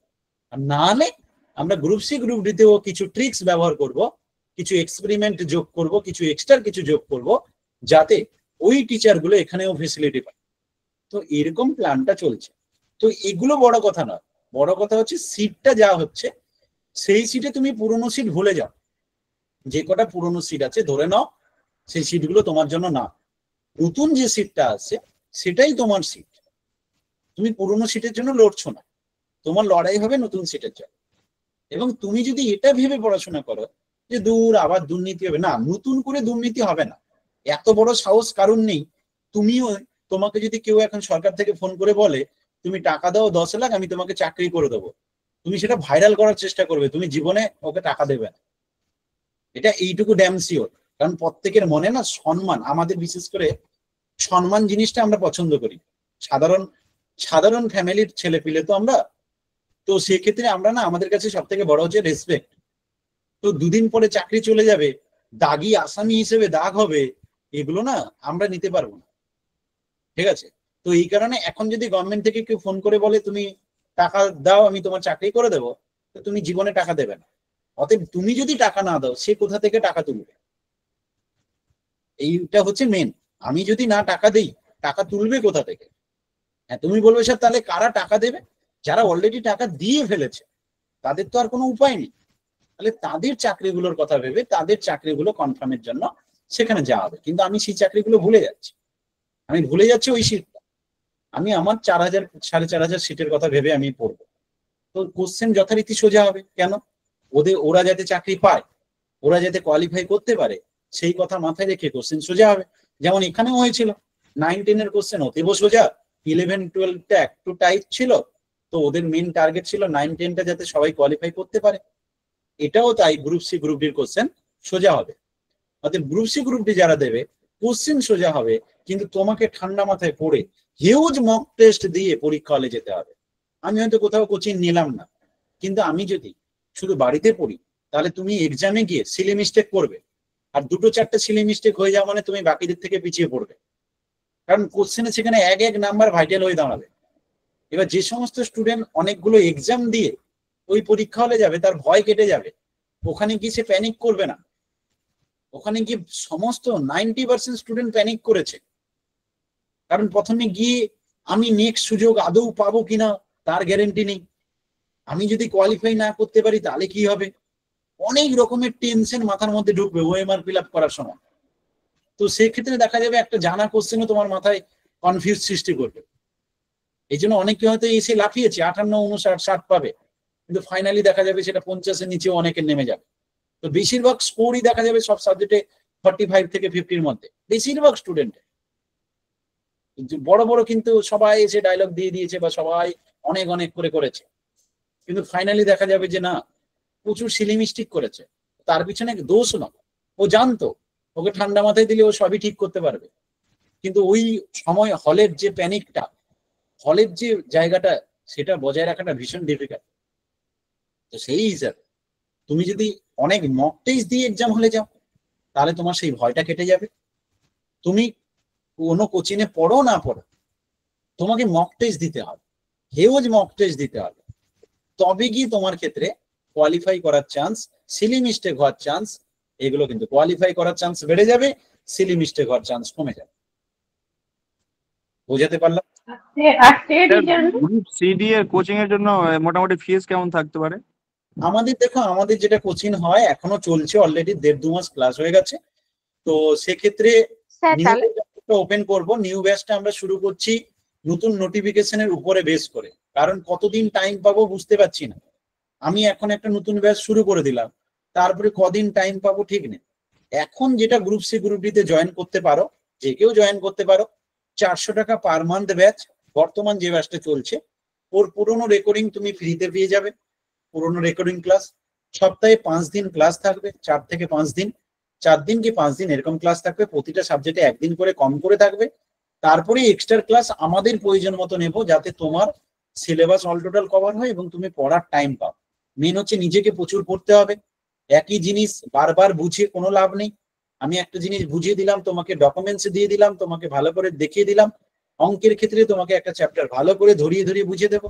অঙ্কে সপ্তাহে 2 দিন করে ক্লাস করাবো, কারণ সুবীর দাসের বইটা পুরোপুরি আমি এখানে শেষ করব। তাই সপ্তাহে 2 দিন ক্লাস নিয়ে সমস্ত অঙ্ক এখানে করে দেবো, কারণ স্টুডেন্টদের ভীতি হচ্ছে অঙ্ক ইংলিশ, তো সেক্ষেত্রে তারা বাড়িতে সেটা করে উঠতে পারবে না। জিকে টিকে তাও বাড়িতে পড়বে, তাই অঙ্ক বিশেষ করে 2 দিন ক্লাস আমি নেব। তো আমাদের মান্থলি হচ্ছে 400 টাকা ফিজ অনলি, 400 টাকা পার মান্থ। এই ব্যাচটাতে যেটা আছে এটাতে জয়েন করলে পুরোনো রেকর্ডিং ফ্রিতে, তার সাথে সাথে এটাই ক্লাস করবে। 60 থেকে 70 জন স্টুডেন্ট আছে, খুব একটা বেশি স্টুডেন্ট নয়। অনলাইনে মোটামুটি এরকম আছে, তুমি আরামসে তোমার কোশ্চেন করতে পারবে। আজকে যেমন ক্লাস করছো এরকম ভাবেই ক্লাস হবে। তো এটা হচ্ছে গ্রুপ সি গ্রুপ ডির ব্যাচের জন্য। জয়েন হলে কোথায় আমার কথাটা শেষ করতে দাও। নিউ ব্যাচে যদি জয়েন করতে চাও তাহলে নোটিফিকেশনের জন্য অপেক্ষা করতে হবে, ফাইনাল নোটিফিকেশন, কারণ তাতে কতটুকু টাইম পাচ্ছি তার উপর বেস করে ক্লাস বাড়িয়ে আমরা সেই টাইমের মধ্যে যাতে শেষ করতে পারি, এবং সেটা একটা প্যাকেজ সিস্টেম থাকবে। হয়তো দেখা গেল 1599 কি 1099 কি 1199, ওটা ডিপেন্ড করবে টাইমের উপর। তো সেই টাইমের উপর কতগুলো ক্লাস লাগবে তার উপর বেস করে আমরা একটা ভিডিও দিয়ে দেবো, এবং তুমি পেমেন্ট করে সেরকম ভাবে জয়েন করবে। আই থিঙ্ক বোঝাতে পারলাম। আর কারোর যদি মনে হয় আমি এখন বসে থাকবো না, আমি পড়া শুরু করতে চাই, দেন তুমি এখন থেকে জয়েন করে যেতে পারো। পুরোনো আমাদের ক্লাস যেভাবে হয় তুমি রেকর্ডিং ক্লাস দেখলেও আরামসে বুঝতে পারবে, তোমার কোনো অসুবিধা হবে না, কারণ আমাদের সমস্ত কিছু প্রেজেন্টেশনের মাধ্যমে হয়। স্ক্রিনে তুমি দেখতে পাবে, আরামসে তুমি বুঝতে পারবে। যারা ক্লাস করে তারা ভালো করে জানে। ডেমো ক্লাস চাইলেও তুমি ডেমো ক্লাস দেখতে পাবে, 1 সপ্তাহ ফ্রি ক্লাস করতে পারবে, তারপর তুমি চাইলে জয়েন করতে পারো। নেক্সট আর কার কি বলার আছে বলো। টেট ইন্টারভিউর বিষয়ে যে কথাটা বলছি, একটু ওয়েট করে যাওয়াটা বুদ্ধিমানের কাজ হবে। কারণ দেখো, টেট ইন্টারভিউ ততক্ষণ পর্যন্ত হবে না যতক্ষণ পর্যন্ত না এই ঝামেলাগুলো মিটছে। ঠিক আছে, বলছে, কথা তুলছে, যেহেতু আন্দোলনটা হিউজ হচ্ছে, তাই এরা বারবার করে এইরকম ভাবে বলবে যে টেট একটা হতে চলেছে, অমুক দিন বেরোবে, কিন্তু হঠাৎ করে দেবে না, একটু সময় নেবে। ঠিক আছে, তবে টেট ইন্টারভিউর জন্য নিজে বসে থাকাটা একদম উচিত হবে না। ক্লাস 5 থেকে 10 পর্যন্ত যতগুলো বই আছে ক্লাস 1 থেকে শুরু করাই ভালো। 1 থেকে 5 পর্যন্ত বইগুলোকে তুমি রিভিশন করতে থাকো। আমাদের যেটা ইন্টারভিউর বই আছে সেই বইটা ধরে পড়াশোনা করতে থাকো। ইন্টারভিউর একটা 164 পেজের বই আছে, তো সেই বইটা তুমি ফ্রিতেই পেয়ে যাবে আমাদের কাছ থেকে। তুমি আমাদের স্টুডেন্ট হোক আর না হোক তাতে কিছু যায় আসে না, আমরা ওটা ফ্রিতেই দিয়ে দেবো। তো অতএব তুমি হোয়াটসঅ্যাপ করবে আমার নাম্বারে, আমি ইন্টারভিউর বুকটা দিয়ে দেবো। সেই বইটা ধরে পরপর জেলা ভিত্তিক কোশ্চেন বা আদার্স প্রত্যেকটা পার্ট ডিভাইড করে করা আছে, তুমি সেটা ধরে পড়াশোনা করতে পারো। হ্যাঁ সবকিছুই আছে, কিন্তু কোনটা পড়বো আর কোনটা পড়বো না বুঝতে পারছি না। না গ্রুপ তুমি সি সিকোয়েন্স পড়বো, গ্রুপ ডি পড়বো, সবার, আপার প্রাইমারি পড়বো, হ্যাঁ আবার এখন টেট। এখন দেখো সবগুলো একটা হজবরল হবে, এটা নিয়ে কোনো ডাউট নেই। কিন্তু তোমার প্রথম টার্গেট হবে এখন যেটা, তুমি যদি ইন্টারভিউর জন্য রেডি থাকা বলতে ইন্টারভিউতে সব থেকে যেটা প্রবলেম সেটা হচ্ছে ডেমো, মানে তোমার ভীতি কাটানো। সেটা তুমি কিছু ইউটিউবের ভিডিও বানাও, সেটা ইউটিউবে দিতে হবে এমন কোনো কথা নেই। ইউটিউবের জন্য শুট করো, একটা ভিডিও শুট করো, নিজে বাড়িতে ভিডিও শুট করো, দিয়ে নিজে দেখো ভিডিওটা, দেখবে তুমি অনেক রেকটিফাই হবে। প্রতিদিন তুমি একটা করে টপিকের উপর ভিডিও বানাও, তোমাকে খাটতে হবে প্রতিদিন 10 মিনিট থেকে 15 মিনিট লাগবে একটা ভিডিও বানাতে। তো তুমি একটা টাইম ভাগ করে নাও যে আমি এতটা টাইম ইন্টারভিউর জন্য দেব, কারণ সবগুলো পরপর হবে। স্যার একটা নার্সারি স্কুলে পড়াই 4 পর্যন্ত, কিন্তু তাদের তো ধরো 40 মিনিটের ক্লাস, আর এখানে তো হয়তো 5-6 মিনিটের জন্য একটা ক্লাস নিতে হবে, তো ডিফারেন্স আছে। 5-6 মিনিটে নিজেকে প্রেজেন্ট করার মতো তোমাকে গোছাতে হবে, তোমাকে ইউটিউবে ভিডিও কিছু বানাতে হবে। তুমি নিজের মতো করে ইউটিউবে কিছু ভিডিও বানাও টপিক, কারণ কিছু রিভিশন না করলে না ওখানে গিয়ে তুমি হাবুডুবু খেয়ে যাবে। এবার তুমি কি কত ভালো কেউ জানবে না, তোমার ওই 5 মিনিট 6 মিনিটই তোমাকে তোমার পরিচয় দেবে। বোঝাতে পারলাম? আমি তোমাকে এখানে কথা বললাম, আমি দেখা গেলাম ইন্টারভিউ রুমে গিয়ে হাবড়ে গেলাম, তাহলে কি হচ্ছে? তাহলে তো প্রবলেম হবে। তো ইন্টারভিউ রুমটা ভীষণ ইম্পর্টেন্ট। তো সেটা একমাত্র হ্যাবিট যার যত ভালো থাকবে সে তত সেখানে তার কোনো স্মুথলি কথা বলবে, কোনো ভয় কাজ টেট ইন্টারভিউর জন্য মেইনলি তারা ডেমোটা এখন হোক, ডেমোটা হিউজ ভাবে প্র্যাকটিস করতে থাকো, রেগুলার একটা করে ডেমো করতে থাকো, আর হচ্ছে তুমি গ্রুপ সি গ্রুপ ডি উপর ফোকাস করো, কারণ এটা সবার আগে হবে। স্যার স্যার গ্রুপ সিডি এর এই এখন যে ব্যাচটা চলছে এই ব্যাচটা যদি আমি অ্যাডমিশন নিই, তো পরবর্তীতে যেটা বললেন যে একটা প্যাকের মতো আসবে, তো তবে ওই ব্যাচটাতে কি আমরা যুক্ত হতে পারবো তখন? হ্যাঁ পারবে, কোনো অসুবিধা নেই। তুমি এটাতে ধরো মান্থলি তুমি যতদিন যত ক্লাস চললো ধরো মান্থলি, ওটা যখন প্যাকেজ সিস্টেম হয়ে যাবে, তুমি যদি মনে করো যে স্যার আমি ওই প্যাকেজ সিস্টেমে চলে যেতে চাই, তো চলে যেতে পারবে। এবং যদি খুব কাছাকাছি হয়ে যায়, মানে দেখা গেল ধরো কোনো মাসের একটা পেমেন্ট করেছো, সাপোজ আমি তোমাকে আমাদের ফেসিলিটি বলে দেই, মেনে নাও তুমি অক্টোবর মাসে পেমেন্ট করেছো, অক্টোবর মাসে তুমি 400 পেমেন্ট করেছো, এবার অক্টোবর মাসের 1 তারিখ পেমেন্ট করেছো, তখনও দেখা যাচ্ছে মাসটা জাস্ট 1-2 ক্লাস হয়েছে, এবার হঠাৎ করে দেখা গেল নোটিফিকেশন চলে এসেছে, এবার তোমার ওই ফিসটা অ্যাডজাস্ট হয়ে যাবে, ওখানে কিছু হয়তো কাট হয়ে বাকি টাকাটা অ্যাডজাস্ট হয়ে যাবে, ওই টাকাটা তোমার পুরো চলে যাবে না, ঠিক আছে? আমরা সেটা অ্যাডজাস্ট করে বাকি টাকাটা নেব, আশা করি বোঝাতে পেরেছি। কিন্তু একটা মাস যদি কমপ্লিটলি ক্লাস হয়ে যায়, তার টাকা কিন্তু তুমি আর ওর সাথে অ্যাডজাস্ট করার কথা বলবে না বা বলা উচিতও নয়, কারণ সেখানে ক্লাসও হয়েছে, টিচারদের পেমেন্ট অলরেডি হয়ে গেছে। কিন্তু কোনো একটা ক্লাসে আমি জয়েন করেছি, 2 দিন ক্লাস হয়েছে, নতুন নোটিফিকেশন হয়েছে, আমি নতুন ব্যাচে জয়েন করব, তো ওই 2 দিনের ক্লাস ওটা আমরা ছেড়েও দেই অনেক সময়, আর যদি একটু বেশি হয়ে যায় তখন কিছুটা অ্যাডজাস্ট করে নেই। বুঝেছো আশা করি? হ্যাঁ স্যার, তাহলে কোথায় পেমেন্টটা কোথায় করবো স্যার? পেমেন্ট করার জন্য হোয়াটসঅ্যাপ করবে, যে নাম্বার থেকে তুমি লিংক পেয়েছো দেখবে অ্যাডমিনের নাম্বার আছে, ওখানে করবে, আমি পেমেন্ট স্ক্যানার পাঠিয়ে দেবো, ঠিক আছে? হ্যাঁ স্যার বলছিলাম স্যার আপার প্রাইমারিটা বলুন। আপার প্রাইমারি কি জানতে চাইছো বলো দুর্গা? তুমি যা বলছি আপার প্রাইমারির পরীক্ষার প্রসেসটা যদি বলে দিতেন, এক্সাম প্রসেসটা। দেখো আপার প্রাইমারি যা সিস্টেম হতে চলেছে, তো সেখানে 150 নম্বরের টেট হবে, ঠিক আছে? তো 150 নম্বরের টেটের মধ্যে তোমাকে 90 পেতে হবে, এটা গেল প্রথম কথা। তারপরে নেক্সট যেটা থাকছে সেটা হচ্ছে তোমাকে 25 নম্বরের সাবজেক্টের এক্সাম হবে, ওকে? তো 25 নম্বরের সাবজেক্ট এক্সাম হওয়ার পরে তোমার ইন্টারভিউর ব্যাপার থাকছে, একাডেমিক স্কোর এগুলো অল টোটালের উপর বেস করে টেট থেকে একটা নাম্বার নেওয়া হবে, মানে টেটের পুরো নাম্বার নেওয়া হবে না, টেটটাকে ধরো 5 ধরে কি 10 ধরে এরকম এটাকে একটা হিসেব করে সেখান থেকে একটা নাম্বার নেওয়া হবে, যে কেউ 120 পেলো তার মানে সে 4 পেলো, এরকম ব্যাপারটা। হ্যাঁ বলো। স্যার বলছিলাম টেটের নাম্বারটা পাওয়া যাবে, তারপরে সাবজেক্টের উপর এক্সামটা হবে। হ্যাঁ একদম। স্যার আপনারা টেট ব্যাচটা কবে থেকে শুরু করছেন, সরি আপার প্রাইমারি ব্যাচটা? আপার প্রাইমারির ব্যাচ দেখো ডেমো ক্লাস 21 তারিখ থেকে 28 তারিখ হবে, মানে পুজোর তার আগের উইকটায় ডেমো ক্লাস হবে, ঠিক আছে? সমস্ত সাবজেক্টের রুটিনটা 2-1 দিনের মধ্যে, আমি আজকে অলরেডি সমস্ত স্যার ম্যামকে মেসেজ দিয়ে দিয়েছি, ওরা 2-1 দিনের মধ্যে রুটিন দিয়ে দেবে। তো সেই রুটিন অনুসারে ডেমো ক্লাসটা হবে। তো ডেমো ক্লাসটা হয়ে যাওয়ার পর পুজোর পর থেকে আপার প্রাইমারি নিউ ব্যাচ শুরু হবে, ঠিক আছে? আপার প্রাইমারি সিলেবাসটা পাওয়া যাবে রিটিন এক্সাম আর যেটা টেটের যে এক্সাম আছে সেটা? হ্যাঁ হ্যাঁ হ্যাঁ, সিলেবাস অবশ্যই পাবে, মেসেজ করে দিয়ে আমি দিয়ে দেবো। স্যার হ্যাঁ বলো। স্যার বলছি কারোর যদি গ্রাজুয়েশনে 50% নম্বর না থাকে, ঠিক আছে, তার হায়ার সেকেন্ডারিতে আছে এবং ডিএলএড আছে, সেইটা দিয়ে কি সে আপার প্রাইমারি দিতে পারে পরীক্ষা? আপার প্রাইমারি দিতে গেলে ডিএলএড আর 12 এর রেজাল্টে হয়, ঠিক আছে? কারণ ওখানে ভাগ থাকে অ্যাকচুয়ালি, যেমন প্রাইমারিতে হয়, প্রাইমারিতেও সেই জিনিস যে কারোর যদি বিএড থাকে তাহলে সেখানে গ্র্যাজুয়েশনে 50% বাধ্যকতা থাকে, ঠিক আছে? কিন্তু যদি ডিএলএড থাকে সেখানে 12 এর উপর বেস করে হয়। তবে ডিটেলসটা নিউ নোটিফিকেশনে কি দেয় তার উপরে বেস করেই বলাটা ভালো, তবে এটা সম্ভাবনা 90%। ঠিক আছে স্যার। স্যার বলছি ডিএড বিএড দুটো থাকলে যেটা নাম্বার বেশি আছে সেটা কি পুট করা ভালো হবে?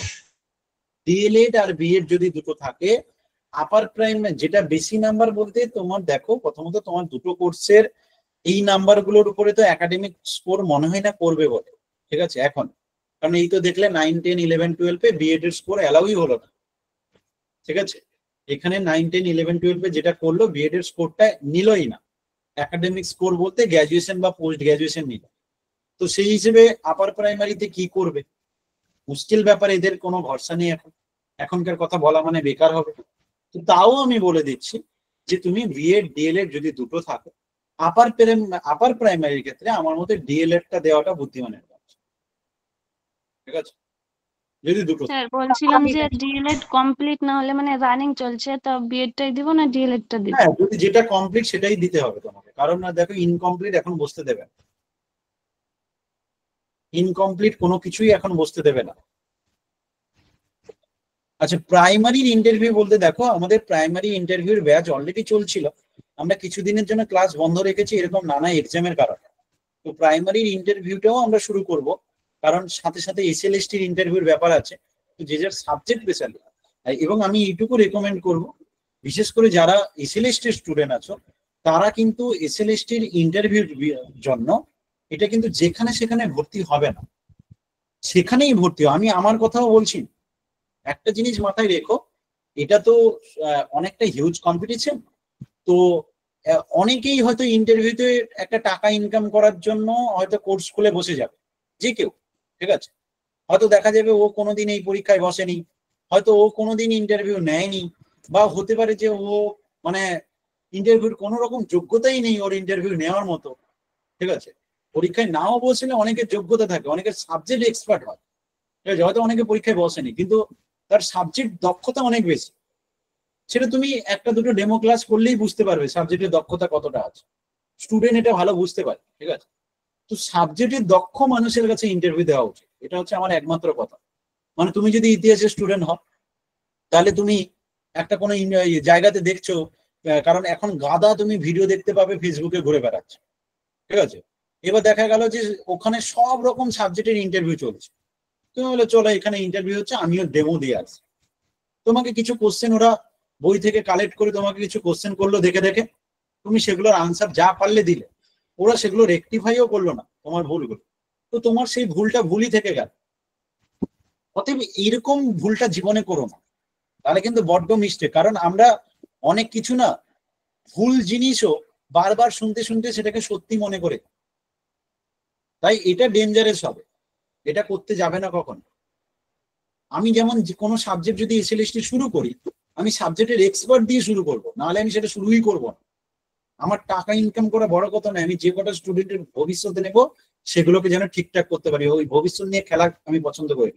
আমাদের প্রাইমারিতে যতগুলো ইন্টারভিউ আমার এখানে দিয়েছিল সব কটাই কোয়ালিফাই করেছে যে লাস্ট 9000 সিটে।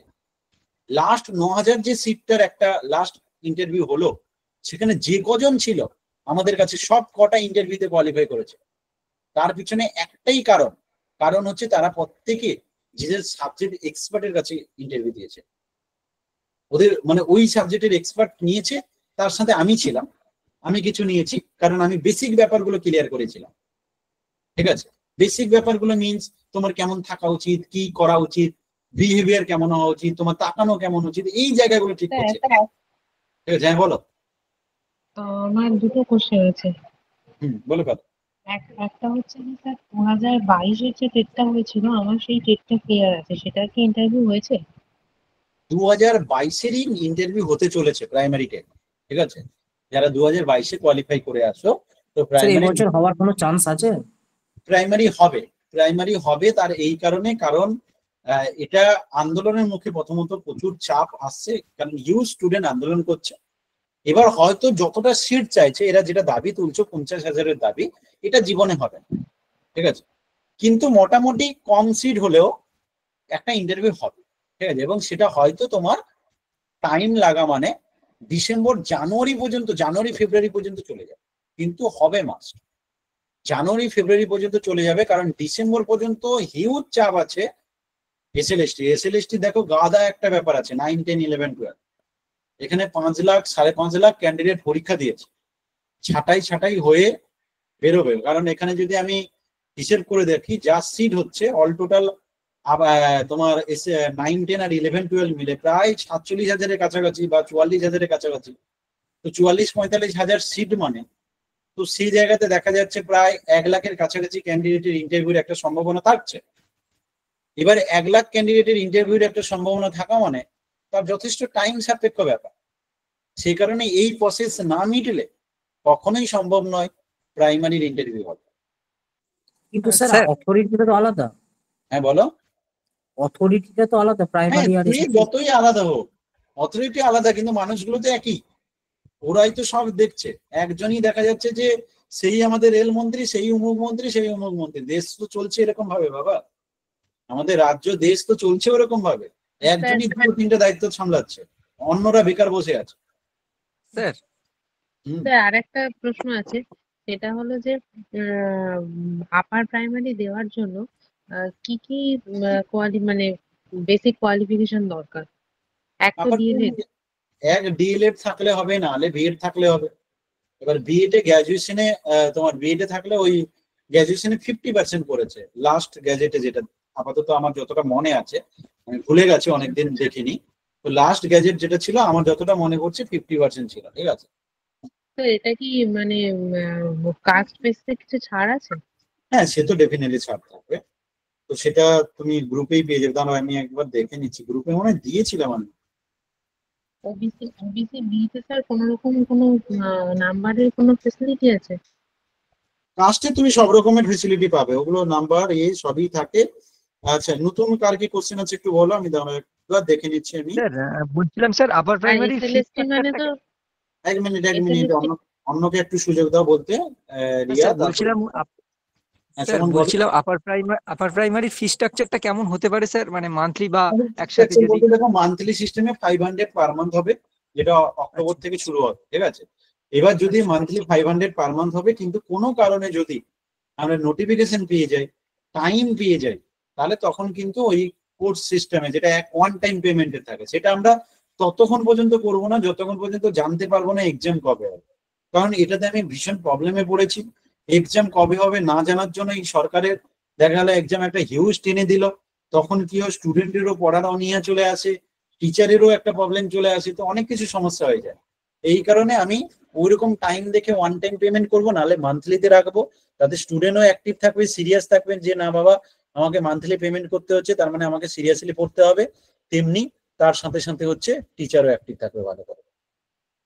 স্যার বলছিলাম যে আপার টেটের যে জিকে কোশ্চেন আর গ্রুপ সি জিকে একই পড়লেই তো হবে একটা সাবজেক্ট? জিকে পার্টটা অনেকটা একই, জিকে পার্টটা বলতে পারো অনেকটা একই, কিন্তু একদম একই আমি একবারও বলবো না। কারণ দেখো আপার প্রাইমারি কোশ্চেনের প্যাটার্ন আর এখানকার কোশ্চেনের প্যাটার্নের মধ্যে অনেক চেঞ্জ আছে। ঠিক আছে, পড়াশোনাটা একই রকম হবে, কিন্তু কোশ্চেনের প্যাটার্নের চেঞ্জ আছে। স্যার হ্যাঁ বলো।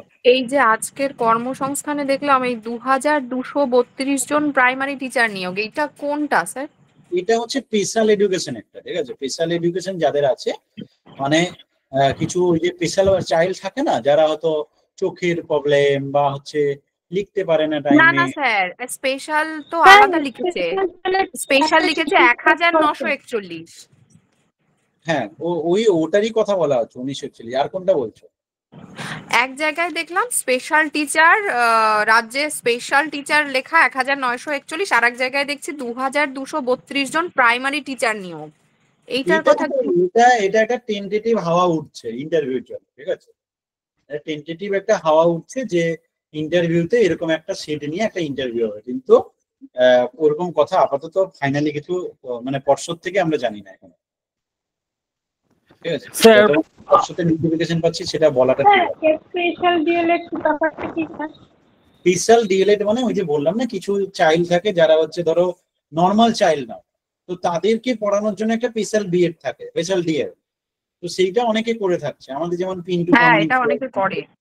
হ্যাঁ, এটার কি পরীক্ষার ফর্ম ফিল আপ বেরিয়েছে 25 তারিখ পর্যন্ত? হ্যাঁ, ওইটাই তো ফর্ম ফিল আপ চলছে আপাতত।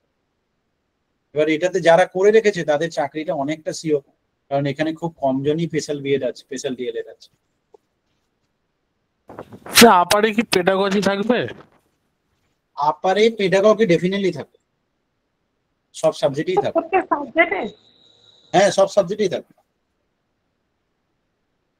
স্যার বলছি গ্রুপ সি গ্রুপ সি আপনি যে বললেন ওই সুবীর দাসের বইটা কমপ্লিট করাবেন, মানে ওটা কি অলরেডি আপনি করিয়ে দিয়েছেন যে 4 মাস? না, আমি এখন পর্যন্ত বেসিক পড়িয়েছি আর হচ্ছে প্রিভিয়াস ইয়ার সলভ করেছি। আমি এই নেক্সট ক্লাস থেকে, মানে আজকে 8:30 থেকে ক্লাস আছে, তো আমি আজকে 8:30 একটা টপিক সম্বন্ধে কিছু ধরেছি, যেটা শেষ করব। পুজোর পর থেকে মেনলি আমি সুবীর দাস ধরে একটা টপিক ফিনিশ করবো, ঠিক আছে? পুজোর পর থেকে মেনলি সুবীর দাস ধরে আমি করবো। এখনো পর্যন্ত আমি টপিক গুলোকে একটা ওভারঅল একটা আইডিয়া দিচ্ছি। সুবীর দাসের যে বইটা রয়েছে, নতুন যে বইটা রয়েছে সেটা স্যার ম্যাথের? হ্যাঁ, সুবীর দাসের বই ধরে আমি A to Z সব অঙ্ক করিয়ে দেবো, এবং সেটা হবে আমার পুজোর পর থেকে। আচ্ছা স্যার, বলছি মানে আমি কিসের ক্লাস হবে পুজোর পর থেকে? এটা হচ্ছে আমি সুবীর দাসের বইটা ধরে করালে যার যে সুবিধা হবে। এক হচ্ছে কেউ যদি পুলিশের এক্সামে বসে তার হেভি কাজে লাগবে, কারণ সুবীর দাসের বই থেকে পুরো কপি হয়। তো কেউ যদি পুলিশের এক্সামে বসে তার পুরো কাজে লাগবে। কেউ যদি গ্রুপ সি গ্রুপ ডির এক্সাম দেয় তার হিউজ কাজে লাগবে। কেউ যদি তোমার মাধ্যমিক স্তরের উপর যতগুলো এক্সাম আছে তার পরীক্ষায় বসে, হিউজ কাজে লাগবে। আচ্ছা, এটা শুধু ম্যাথসের হবে? শুধু ম্যাথসের ক্লাস হবে? মানে ম্যাথের সিআরডি এর জন্য আলাদা করে কোনো ক্লাস করাবেন? সিডির সব সাবজেক্টেরই ক্লাস হচ্ছে, কিন্তু সুবীর দাসের কথাটা বললাম আমাকে, আমি সপ্তাহে 2 দিন করে ক্লাস নেব, সুবীর দাসটাকে কমপ্লিট করবো পুরোপুরি। স্যার বলছি আমি তো কারেন্ট অ্যাফেয়ার্স এর ব্যাচে আছি স্যার, শুধু অনলি ওটাই। আর বলছি আমি কি শুধু ম্যাথটা নিতে পারি না আমাকে? শুধু ম্যাথ নিলে আমাদের হচ্ছে সপ্তাহে 2 দিন ক্লাস হলে 150 টাকা পার মান্থ পড়বে, আর যেটা একদিনের ক্লাস সেটা হচ্ছে 100 টাকা পার। আচ্ছা, 2 দিনের যেটা সেটাতেই আপনি তো ইয়েটা করাবেন সুবিধা? হ্যাঁ, 2 দিনের ক্লাসটা শুরু হবে, 150 টাকা পার মান্থ পড়বে। আর ওটা দিয়ে দিলে তাহলে প্রিভিয়াস যে বেসিকটা সেটা আমি তাহলে পেয়ে যাবো, আপনি যেটা বললেন? পেয়ে যাবে, ওই রেকর্ডিং গুলো পেয়ে যাবে, তুমি ফ্রিতে পেয়ে যাবে। ঠিক আছে স্যার। আচ্ছা, আর কারো কিছু বলার থাকলে বলে ফেলো। আর যদি কারো কিছু কোশ্চেন থাকে বলে ফেলো। স্যার, আমি ছন্দা বলছি কোচবিহার থেকে, ছন্দবাড়ি। কেমন আছো তুমি? অনেকদিন পরে।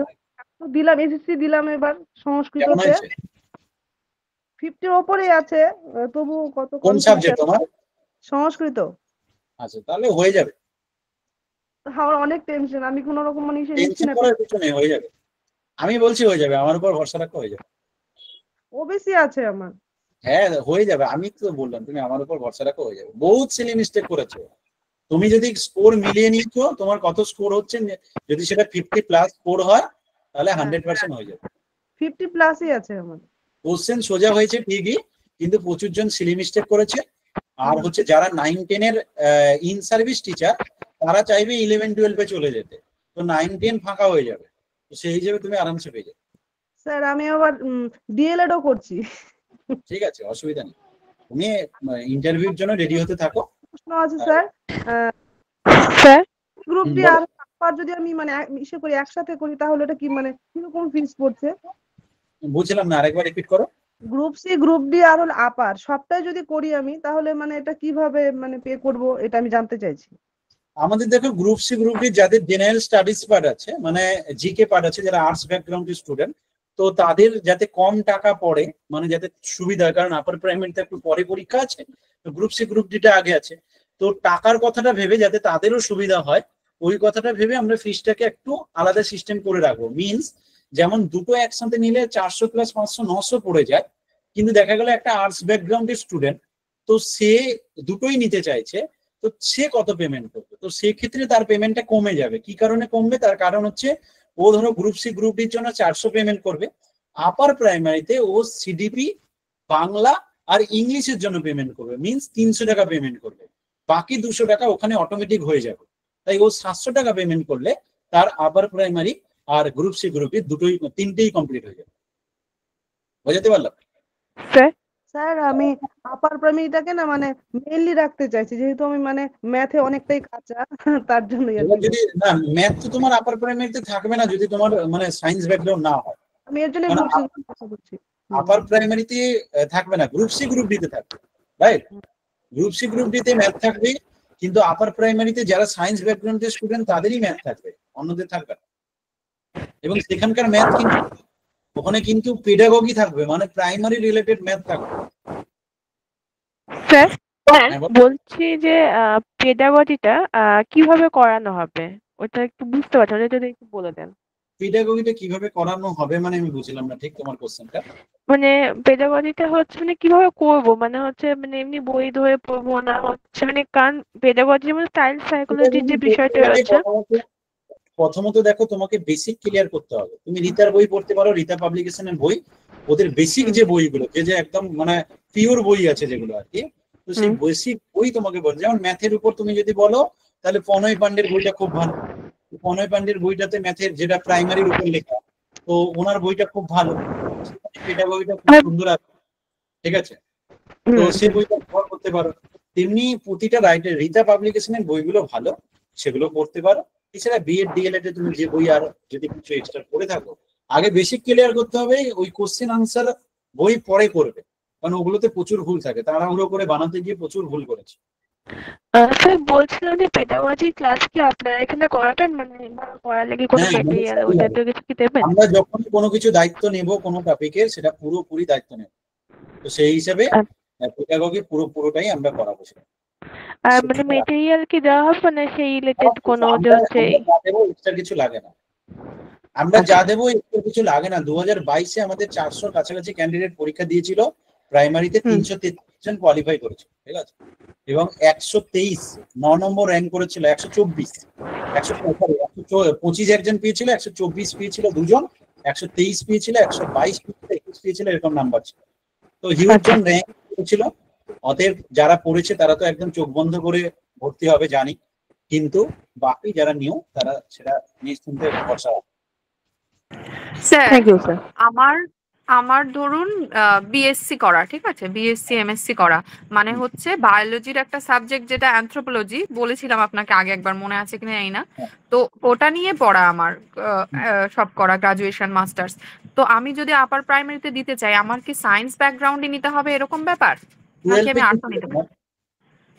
12-এ আমার মিক্স ছিল, বায়োলজি ছিল সায়েন্সের মধ্যে, বায়োলজি ছিল, জিওগ্রাফি ছিল, আর কেমিস্ট্রি ছিল, কিন্তু কেমিস্ট্রি আমার 4th সাবজেক্ট হয়ে গেছিল, আর সংস্কৃত ছিল আর্টস এর মধ্যে। নিতে পারবে তুমি, যে কোনো যে তোমার পছন্দ মতো নিতে পারবে, অসুবিধা হবে না। মানে সায়েন্সও নিতে পারবো, আর্টসও নিতে পারবো, যে কোনো একটা নিতে পারবে। হ্যাঁ, মানে যে কোনো একটা আর কি। ওকে, আচ্ছা ঠিক আছে। স্যার আপার প্রাইমারির ক্ষেত্রে কি আপনি সাবজেক্টও পড়াবেন? সাবজেক্ট ডেফিনেটলি করার চেষ্টা করব আমি, কিন্তু সেটা এই মুহূর্তে আমি সব সাবজেক্টের কথা দিতে পারছি না, কারণ সব সাবজেক্ট মানে হিউজ। দেখো আমার কাছে টিচারের অভাব নেই, হিউজ টিচার আছে, কিন্তু একটা সাবজেক্টের মোটামুটি একজন ভালো টিচারকে দিয়ে পড়াতে গেলে তো আমার ভালো একটা স্টুডেন্ট লাগে। তো দেখা যাচ্ছে সাবজেক্ট যখন ভাগ হয়ে যায় না, স্টুডেন্ট পরিমাণটা কমে যায়। এবার সেই ক্ষেত্রে আমি ভালো টিচারকে দিয়ে করাতে না পারলে আমি করাবো না। আমি যে সাবজেক্টে দেখবো বেশি স্টুডেন্ট, তাদেরকে আমি আগেই আলোচনা করে নেব যে দেখো আমি যদি ভালো টিচার নিয়ে আসতে চাই আমার এই পেমেন্ট করতে হবে, ওরা যদি রাজি থাকে দেন আমি করাবো, নালে আমি সেটা করাবো না। কারণ আমি ওইরকম ভাবে খেলা খেলি না, ঠিক আছে, যে আমি যা টাকা আসবে তুলে নেব, 10 জন হোক, 5 জন হোক, 4 জন হোক নিয়ে ব্যাচ শুরু করে দেবো, ঠিক আছে, যাকে তাকে দিয়ে পড়ে দেবো, ওটা আমার পক্ষে সম্ভব নয়।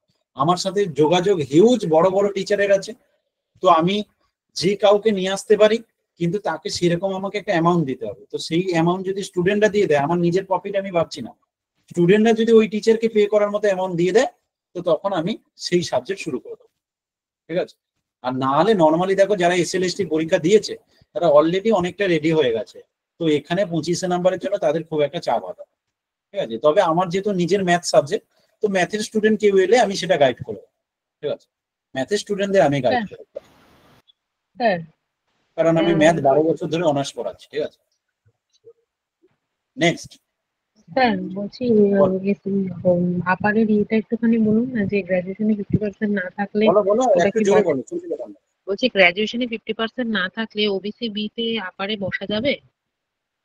দেখো ওবিসি থাকা মানে তো ওখানে তো কিছু পার্সেন্টেজে তুমি অবশ্যই ডিসকাউন্ট পাবে, ঠিক আছে। তো তোমার যদি 50% না থাকে, আই থিঙ্ক মনে হচ্ছে 45% মেবি দেবে মনে হচ্ছে, যতদূর সম্ভব আমাদের যতটা মনে হচ্ছে, ঠিক আছে। তো আই থিঙ্ক 40% ও 45% উপরে থাকলে হয়তো পেয়ে যাবে। স্যার অনার্স হচ্ছে, অনার্স সাবজেক্ট কি মানে আপারের জন্য আলাদা করে পড়তে হবে অনার্স সাবজেক্টটা? হ্যাঁ, ওটা তো 25 নম্বরের একটা পরীক্ষায় থাকবে না, যে যেমন SLST হয়েছে, SLST যেমন হলো, এটা তো পুরো সাবজেক্টে হলো 60 নাম্বার, তো সেখানে 25 নম্বরের একটা থাকবে। এটা শুধু সাবজেক্ট, অনার্স সাবজেক্টটা হবে? অনার্স সাবজেক্ট মোটামুটি ওটা ওই গ্র্যাজুয়েশনে 3টে সাবজেক্ট যেটা পড়েছে কেউ, তার মধ্যে সে যে কোনো সাবজেক্টটাকে নিতে পারবে, ওর পছন্দ মতো নিতে পারবে। আই থিঙ্ক মানে যতটা নিউ নোটিফিকেশনে আসা উচিত আর কি, কারণ যেহেতু অনেকেই আছে হয়তো অনার্স করেনি, জেনারেল পড়েছে, তো সে তাহলে কি করবে, তাকে তো কোনো না কোনো একটা সাবজেক্ট বাঁচতে হবে, তাই না? তো সেও তো আপার প্রাইমারিতে। আমার কথাটা বুঝেছে আমি কি বলতে চাইছি? ধরো কেউ একজন জেনারেল নিয়ে পড়াশোনা করেছে, তার হয়তো ফিজিক্স কেমিস্ট্রি ম্যাথ, তো সেখানে তো সে কোনো সাবজেক্টে অনার্স করেনি, তো তাহলে সে কি বুঝতে পারবে না? না, ওরকম ব্যাপারটা না, সে ওই সাবজেক্টের মধ্যে কোনো সাবজেক্ট সে চয়েস করতেই পারে, তার যেটা বেস্ট হবে সে সেই সাবজেক্ট নেবে। তার যদি মনে হয় ম্যাথ নেবে, তার যদি মনে হয় ফিজিক্যাল সায়েন্স নেবে। আশা করি বোঝাতে পেরেছি। ম্যাথের ইয়ে আপনি নেবেন মানে? ম্যাথটা আমি করাবো, কারণ ম্যাথ ছাড়া আমি বাকি কিছু সাবজেক্ট বুঝি না, তো ম্যাথ সাবজেক্টে কোনো স্টুডেন্ট হলে তাকে আমি গাইড করে দিতে পারবো। আচ্ছা নেক্সট বলছিলাম আপার প্রাইমারিতে 5 to 8 পর্যন্ত। হ্যাঁ বলো নাসিমা, কি বলছো? হ্যাঁ স্যার, বলছিলাম যে আপার প্রাইমারিতে 5 to 8 ক্লাসের বইগুলো পড়তে হবে না আরো উপরের কিছু পড়তে হবে? 10 পর্যন্ত অবশ্যই পড়ো, 10 পর্যন্ত ডেফিনেটলি পড়ো, 10 পর্যন্ত বই অবশ্যই পড়ো। আর কে কি বলছো বলো? ম্যাথমেটিক্স কখন চালু করবে? ম্যাথমেটিক্স শুরু হবে সবই পুজোর পরেই শুরু হবে, ঠিক আছে। আমি যে এসএলএ মানে আপার প্রাইমারি স্পেশালিস্ট ম্যাথমেটিক্স বলছি। হ্যাঁ, আপার প্রাইমারি SLST যে ম্যাথটা মোটামুটি তোমার ওই ধরে রাখো একটু অল্প একটু টাইম নিতে হবে, কারণ সামনে এই চাপগুলো আছে সব, SLST চাপটা মিটে যাওয়ার পরেই তোমার শুরু হয়ে যাবে। আপাতত আপার প্রাইমারি টেটটা শুরু হবে, SLST চাপটা মিটে গেলে, ঝামেলাটা মিটে গেলে দেন আমি শুরু করে দেবো, ঠিক আছে। তুমি যারা মোটামুটি ম্যাথের স্টুডেন্ট, তারা বংশীধর সাহুর বইটাকে নির্দ্বিধায় একদম পড়ে যাও, ওখান থেকে হুবহু কপি পেয়ে যাবে। সিলেবাস তো দেয়নি সেরকম ভাবে, তো আমি কোনটা ফলো করবো? গ্র্যাজুয়েশনের সিলেবাস ছাড়া আর কিছু থাকবে না। গ্র্যাজুয়েশনের যেটা জেনারেলের সিলেবাস আছে, ওই সিলেবাসটাকে তোমাকে পড়ে যেতে হবে। গ্র্যাজুয়েশনের জেনারেলের সিলেবাস ওয়েবসাইটে যাবে, Calcutta university math general syllabus বলে সার্চ করবে, পেয়ে যাবে। অনেক কিছু চ্যাপ্টার যেগুলো আমি স্যার গ্র্যাজুয়েশনে পড়িনি, যেমন রিং ফিল্ড থিওরি আর এইসবগুলো পড়িনি, তা সত্ত্বেও স্যার দিয়েছে। এগুলো তো কি রিং ফিল্ড তো ছিল, রিং ফিল্ড তোমার জেনারেলে ছিল, তো জেনারেলে যে এগুলো তো ছিল অলরেডি, তো জেনারেলে রিং ফিল্ড ছিল সব। তুমি পড়নি হয়তো আলাদা ব্যাপার, কিন্তু জেনারেল ওগুলো সব ছিল। এবার ওগুলো বেসিকের উপর কোশ্চেন থাকবে, অত বেশি ডিপলি কোশ্চেন থাকবে। SLST বেসিকের উপর কোশ্চেন আছে। স্যার বলছি রিং ফিল্ড এগুলো তো বহুদিন চর্চার অভাবে সব ভুলে গেছি, আপনি যদি ক্লাস শুরু করেন আমি করাবো তো ডিটেলসই করাবো, আমি একদম A to Z করাবো, ঠিক আছে। আমি যে টপিক করাবো একদম ডিটেলসই করাবো, ওই নিয়ে নিশ্চিন্ত। 2016 এটার জন্য কি স্যার 11-12 লাগবে? 11-12 খুব একটা লাগবে না, মেইনলি গ্র্যাজুয়েশনের সিলেবাসই লাগবে, কারণ এখানে কোনো 11-12 এর কোশ্চেন মানে কি ওই ছোট কিছু ইন্ডিকেশন, আর কিছু না। কিছু থেকে ডিফারেন্সিয়েশন অর্ডার ডিগ্রি বের করা, আর না হলে তোমার কিছু ইন্টিগ্রেশন, আর বেশি কিছু 11 12 থাকবে। স্যার হ্যাঁ বলো। গ্রুপ সি আর গ্রুপ ডি যে ব্যাচটা চলছে তার যে মক টেস্ট আর নতুন যে ব্যাচটা শুরু হবে, দুটোর মক টেস্ট কি একসঙ্গে নেবেন? হ্যাঁ মক টেস্ট তো তোমার চলে, দেখো একটা মক টেস্ট হয় ফুল মক টেস্ট, সেটা কিন্তু সবার জন্য কমন। আর যেটা একটা হাফ মক টেস্ট একটা হবে, যেটা হচ্ছে টিচাররা তোমার প্রত্যেকটা গ্রুপে নেবে। সেখানে দেখা যাচ্ছে যে তোমার যা পড়াবে তার উপর সপ্তাহে 10টা কোশ্চেন দিল, তো সেই 10টা কোশ্চেন তুমি পারছো কিনা সেটা তুমি পোলের মাধ্যমে আনসার করবে। ওটা টিচাররা গ্রুপে গ্রুপে করবে। সেটা গ্রুপে দেওয়া হয় যেটা? হ্যাঁ হ্যাঁ হ্যাঁ, ওটা গ্রুপে গ্রুপে, যাতে তুমি টাচে আছো বা পড়াশোনাটা করছো সেটা বোঝাচ্ছে, ঠিক আছে? বা যে টপিকটা পড়লে সেই টপিকের কোশ্চেনগুলো তুমি আনসার দিতে পারছো কিনা। আর নরমাল যে মক টেস্টটা সেটা আরেকটা ব্যাচ যেটা শুরু হবে তারপরে হবে, তাই তো? না, নরমাল মক টেস্ট চলছে তো, অলরেডি চলছে, 3টে 4টে হয়ে গেল তো। এক্সাম গ্রুপে কোশ্চেন দেওয়া হচ্ছে তো, প্রতি রবিবার করে হচ্ছে। স্যার আমি কিছু বলতে চাই। হ্যাঁ বলে বলো। বলছি যে আমি তো আপার প্রাইমারিতে পাস করে আছি, নাম্বার তো একটা বেশি নেই, সেক্ষেত্রে আমি কি করব? আমি কি প্রিপারেশন নেব না এক্সাম দেবে? আবার এক্সাম দিয়ে নাম্বার তুলবে, কারণ এবারের পরীক্ষার কোশ্চেন সোজা হবে, তো সেখানে অনেকে বেশি নাম্বার পেয়ে যাবে। তো সেখানে তোমার অল্প একটু বাড়ালে তো তোমারই লাভ না। আর তারপরে তার থেকে বেশি ইম্পর্টেন্ট হচ্ছে তুমি এটা যখন পড়বে না, থিওরির জন্য যখন পড়বে, তোমার ইন্টারভিউ প্রিপারেশন হয়ে যাবে। তোমাকে যখন সাইকোলজির কোশ্চেন করবে, তুমি সেই আগে কবে পড়েছো তুমি এখন ভুলে যাবে। তুমি যদি থিওরির জন্য পড়াশোনা করো, তোমার সবগুলো রিভিশন হয়ে যাবে, তুমি ইন্টারভিউর জন্য রেডি হয়ে যাবে। স্যার আপার প্রাইমারিতে পাস করে আছি বলতে সেই আগের বার যখন হয়েছিল তখন? হ্যাঁ, এখন তো লাইফ টাইম সার্টিফিকেট করে দিয়েছে, এই কারণে ওই সার্টিফিকেট এখন তোলা যাবে? হ্যাঁ সার্টিফিকেট তুমি তুলতে পারো। মানে ওটা এখন কাজে লাগানো যাবে? হ্যাঁ, যাদের লাইফ টাইম সার্টিফিকেট আছে আপার প্রাইমারি, টেটেরও দিয়ে দিয়েছে, যেমন প্রাইমারি টেটেরও সার্টিফিকেট লাইফ টাইম করে দিয়েছে। স্যার আমার তো সার্টিফিকেটের তোলা নেই, তাহলে আমি কি তুলতে পারবো? দেখো তুমি একবার ইয়েতে গিয়ে অফিসিয়াল অফিসে গিয়ে খোঁজ নাও। গ্রেড দিয়েছিল মেবি সম্ভবত, তাও তুমি একবার অফিসে গিয়ে খোঁজ নাও, ওরা বলে দেবে কবে কি করতে। ঠিক আছে স্যার। 22 এর সার্টিফিকেটও তোলা নেই, সেটা তোলা যাবে? কিসের 22 এর সার্টিফিকেট? যা সার্টিফিকেট তোলা নেই ইস্যু করে দাও, অলরেডি অর্ডার করে দাও, মানে দেরি করো না এগুলো। যাদের বিএড এর বা ডিএড এর সার্টিফিকেট তোলা নেই সেগুলো তুলে না না স্যার, ওইগুলো না, প্রাইমারি টেটের। হ্যাঁ প্রাইমারি টেটের কোন সার্টিফিকেট? টেট পাসের যে সার্টিফিকেটটা দিয়েছিল সেটা তোলা নেই। ওটা তুলে নাও তাড়াতাড়ি, কখন ইন্টারভিউতে প্রসেস কি আছে সেটা তো জানি না, যদি একটু হেল্প করেন। একবার তুমি এতে ফোন করো, ওদের বিকাশ ভবনের এতে ফোন করো, তো ওরা তোমাকে বা একদিন ওখানে আগে ফোন করে যাওয়াটাই বুদ্ধিমানের কাজ হয়, ঠিক আছে? নাহলে ওদের ঘুরবে, এখন অনেক চাপ আছে ওদের। কন্ট্রোল রুমে দেখো, ওই এতে গিয়ে দেখো কন্ট্রোল নাম্বার অনেক আছে, ওই দেখো কন্ট্রোল নাম্বার আছে, ওখানে ফোন করে আসবে, ওরা বলে দেবে।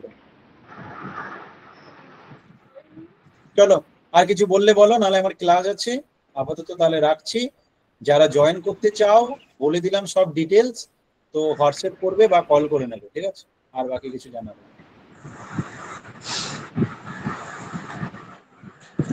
চলো tata, good night. Good night.